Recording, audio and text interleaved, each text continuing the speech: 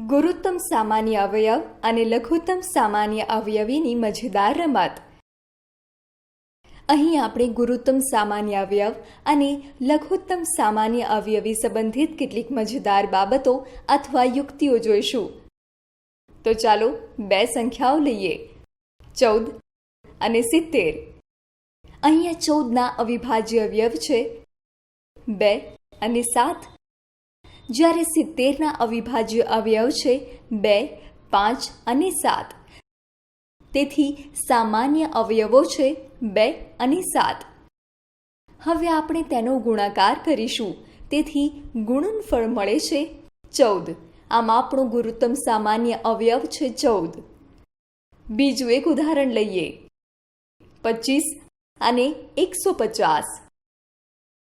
25ના અવિભાજ્ય અવયવો છે 5 અને 5, જ્યારે 150ના અવિભાજ્ય અવયવો છે 2, 3, 5 અને 5. અહીં સામાન્ય અવિભાજ્ય અવયવો છે 5 ગુણ્યા 5 અને તેનો ગુણાકાર છે 25. તેથી ગુરુત્તમ સામાન્ય અવયવ છે 25. હવે જો આપણે આ બંને ઉદાહરણો પર નજર કરીએ તો શું આપણે કોઈ સમાનતા જોઈ શકીએ છીએ? હા, સમાનતા એ છે કે 70 14ના ઘડિયામાં આવે છે. 14 ગુણ્યા 5 બરાબર 70 અને 150 25ના ઘડિયામાં આવે છે. 25 ગુણ્યા 6 બરાબર 150. એટલે કે આ બંને સંખ્યાઓમાંની કોઈ એક સંખ્યા બીજી સંખ્યા વડે વિભાજ્ય છે. માટે અહીંયા નિયમ એ છે કે જો કોઈ એક સંખ્યા બીજી સંખ્યાને ભાગી શકે છે તો ભાજક એટલે કે જે સંખ્યા વડે ભાગાકાર કરીએ છીએ તે ગુરુત્તમ સામાન્ય અવયવ છે. તેથી પહેલા ઉદાહરણમાં 14 ભાજક છે, આમ 14 જ ગુરુત્તમ સામાન્ય અવયવ છે. બીજા ઉદાહરણમાં 25 ગુરુત્તમ સામાન્ય અવયવ છે. તમે તેને જાતે જ ચકાસી શકો છો. અન્ય કોઈ સંખ્યાઓ સાથે પણ પ્રયત્ન કરો, જેમ કે 10 અને 20. અહીં 10 ગુરુત્તમ સામાન્ય અવયવ હશે, જ્યારે 3 અને 15માં 3 ગુરુત્તમ સામાન્ય અવયવ હશે, વગેરે. ચાલો બીજા કેટલાક આવા ઉદાહરણો લઈએ અને જોઈએ કે તે લઘુત્તમ સામાન્ય અવયવી માટે કેવી રીતે કામ કરે છે. હવે ફરીથી તમારી પાસે એ જ અવિભાજ્ય અવયવો છે અને એ જ સંખ્યાઓ 14 અને 70 છે. બંનેનો લઘુત્તમ સામાન્ય અવયવી 70 થાય છે. અહીંયા મેં સામાન્ય અવયવો એક જ વખત લીધા, જે 2 અને 7 છે, જ્યારે 5 એ વધેલો અવયવ છે. તેથી જો તમે તેનો 5 વડે ગુણાકાર કરો તો જવાબ 70 આવે છે. બીજી સંખ્યા 25 અને 150 લઈએ. ફરી એકવાર 5 અને 5 સામાન્ય છે, તેથી બંને 5ને એક વખત લો. આમ 5 ગુણ્યા 5 ગુણ્યા 2 ગુણ્યા 3, કે જે વધેલ અવયવ છે. અહીં જવાબ છે 150. આ સંદર્ભમાં સંખ્યા 70 અને 150 જેનો તમે અન્ય સંખ્યા વડે ભાગાકાર કરો છો તો ત્યાંથી આપણને લઘુત્તમ સામાન્ય અવયવી મળે છે.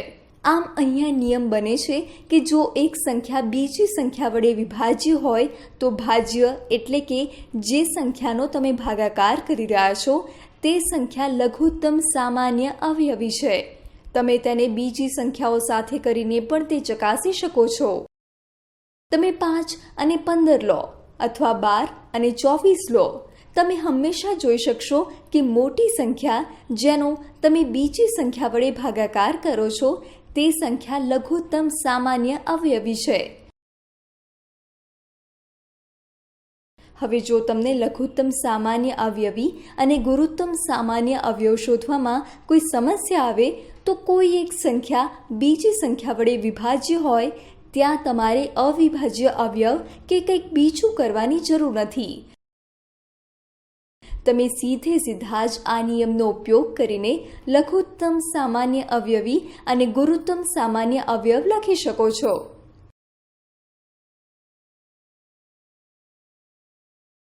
હવે બીજી કેટલીક મજાની વસ્તુઓ જોઈએ. ચાલો જોઈએ કે અહીંયા આપણી પાસે શું છે. આપણી પાસે બે સંખ્યાઓ છે. પહેલો સ્તંભ પહેલી સંખ્યા બતાવે છે, જ્યારે બીજો સ્તંભ બીજી સંખ્યા બતાવે છે. અને ત્યારબાદ ત્યાં બીજા બે સ્તંભ છે. એક સ્તંભ લઘુત્તમ સામાન્ય અવયવી માટે છે અને બીજો સ્તંભ ગુરુત્તમ સામાન્ય અવયવ માટે છે. હવે જુઓ તો અહીંયા મેં શું કર્યું છે. મેં અહીંયા અગાઉથી જ લઘુત્તમ સામાન્ય અવયવી અને ગુરુત્તમ સામાન્ય અવયવની ગણતરી કરેલી છે, જેને આ સ્તંભોમાં દર્શાવેલ છે. અહીં 8 અને 20 માટે લઘુત્તમ સામાન્ય અવયવી 40 છે અને તેનો ગુરુત્તમ સામાન્ય અવયવ 4 છે. બીજું એક ઉદાહરણ લઈએ. 9 અને 27. તમે જોઈ શકો છો કે 9 વખત 3 બરાબર 27 થાય છે. એટલે કે આપણે હમણાં જે યુક્તિઓ શીખી છે તે અનુસાર 27 એ લઘુત્તમ સામાન્ય અવયવી છે અને 9 એ ગુરુત્તમ સામાન્ય અવયવ હોવો જોઈએ. 15 અને 20. અહીં લઘુત્તમ સામાન્ય અવયવી 60 છે અને ગુરુત્તમ સામાન્ય અવયવ 5 છે. 8 અને 12 માટે ફરીથી મારી પાસે લઘુત્તમ સામાન્ય અવયવી અને ગુરુત્તમ સામાન્ય અવયવ છે. છેલ્લી હરોળ 5 અને 25. ફરીથી 25 5ના ઘડિયામાં આવે છે. તેથી લઘુત્તમ સામાન્ય અવયવી 25 અને ગુરુત્તમ સામાન્ય અવયવ 5 હોવા જોઈએ. હવે અહીંયા જે બાબત આપણે જોવા ઈચ્છીએ છીએ તે એ છે કે શું આ લઘુત્તમ સામાન્ય અવયવી અને ગુરુત્તમ સામાન્ય અવયવ વચ્ચે કોઈ સંબંધ છે? તો ચાલો બંને સંખ્યાઓના ગુણનફળ લખવાનો પ્રયાસ કરીએ અને સાથે સાથે લઘુત્તમ સામાન્ય અવયવી અને ગુરુત્તમ સામાન્ય અવયવના ગુણનફળ પણ. માટે 20 વખત 8 બરાબર 160 થાય છે અને જો હું લઘુત્તમ સામાન્ય અવયવી અને ગુરુત્તમ સામાન્ય અવયવનો ગુણાકાર કરું તો તે પણ 160 છે. એ જ રીતે 12 અને 8માં 12 ગુણ્યા 8 બરાબર 96 થાય છે. લઘુત્તમ સામાન્ય અવયવી 24 અને ગુરુત્તમ સામાન્ય અવયવ 4 છે. હવે 24 ગુણ્યા 4 પણ 96 છે. આમ બે સંખ્યાઓનો ગુણાકાર તેના લઘુત્તમ સામાન્ય અવયવી અને ગુરુત્તમ સામાન્ય અવયવના ગુણાકાર જેટલો જ હોય છે. તો શું હું તેનો ઉપયોગ લઘુત્તમ સામાન્ય અવયવી અને ગુરુત્તમ સામાન્ય અવયવની ગણતરી કરવા માટે કરી શકું છું? શું તે મારા માટે ઉપયોગી છે? હા. માની લો કે હું આ બે સંખ્યાઓને જાણું છું, 12 અને 20, અને મારે 12 અને 20ના લઘુત્તમ સામાન્ય અવયવી અને ગુરુત્તમ સામાન્ય અવયવ શોધવાના છે. હવે હું જાણું છું કે 12 અને 20નો ગુણાકાર 240 છે અને હું સૌથી પહેલાં ગુરુત્તમ સામાન્ય અવયવ શોધીશ. આ માટે હું શું કરી શકું?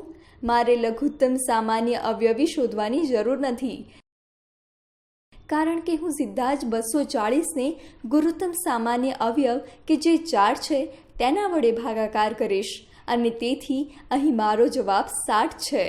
જો કે તે 12 અને 20નો લઘુત્તમ સામાન્ય અવયવી છે. આમ આવી રીતે હું આ યુક્તિનો ઉપયોગ કરી શકું છું.